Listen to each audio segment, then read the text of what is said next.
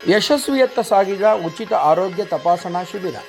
ಇತ್ತೀಚಿನ ದಿನಗಳಲ್ಲಿ ಜನಸಾಮಾನ್ಯರು ಆಸ್ಪತ್ರೆಗಳಲ್ಲಿ ಹೆಚ್ಚಿನ ಚಿಕಿತ್ಸೆ ಪಡೆಯಲು ಬಹಳ ಕಷ್ಟಪಡುತ್ತಿದ್ದಾರೆ.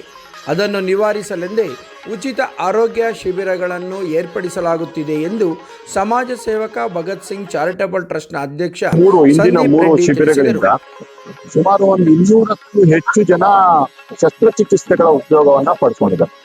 ಶಸ್ತ್ರಚಿಕಿತ್ಸೆ ಇರ್ಬೋದು, ಫಿಸಿಯೋಥೆರಪಿ ಇರ್ಬೋದು, ಈ ರೀತಿಯಾದಂತಹ ಒಂದು ನೆಕ್ಸ್ಟ್ ಹಂತದ ಉನ್ನತವಾದಂತಹ ಒಂದು ಚಿಕಿತ್ಸೆಗೆ ನಾವೇನ್ ಬೆಂಗಳೂರು ಕಳಿಸಿದ್ವಿ.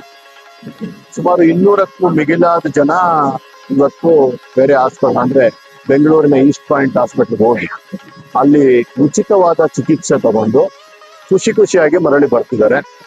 ನಿಜಕ್ಕೂ ಒಂದು ದೇವರು ಮೆಚ್ಚುವಂತ ಕೆಲಸ ಮಾಡ್ತಿದ್ವಿ ಅನ್ನುವಂತಹ ಸಂತೃಪ್ತಿ ನಮಗಿದೆ.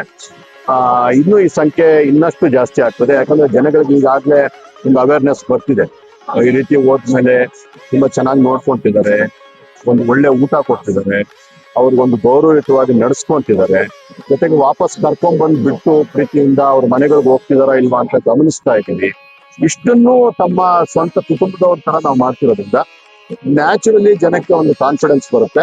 ಅದು ದಿನೇ ಜಾಸ್ತಿ ಆಗ್ತಿದೆ ಸರ್ ಸಂಖ್ಯೆ. ಈ ಆರೋಗ್ಯ ದಿನಾಚರಣೆ ಬಂದಿರೋದ್ರಿಂದ ಆವತ್ತು ಬೇಡ, ಎಲ್ಲರೂ ಸ್ವತಂತ್ರ ದಿನಾಚರಣೆ ಸಂಭ್ರಮದಲ್ಲಿರ್ತಾರೆ.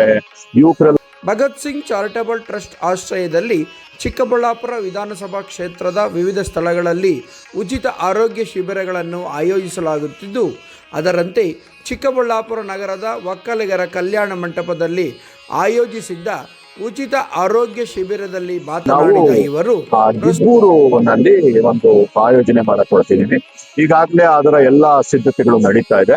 ಇದ್ರ ಎಲ್ಲ ಕಾರಣ ಏನಂತಂದ್ರೆ ನೋಡಿ, ಈಗ 22ನೇ ತಾರೀಕು ನಡೆಯುವಂತಹ ಕೆಲಸಕ್ಕೆ ಈಗಾಗಲೇ ನನ್ನ ಯುವ ಮಿತ್ರರು ಸಿದ್ಧತೆಗಳನ್ನ ಪ್ರಾರಂಭ ಮಾಡ್ತಿರ್ತೇವೆ.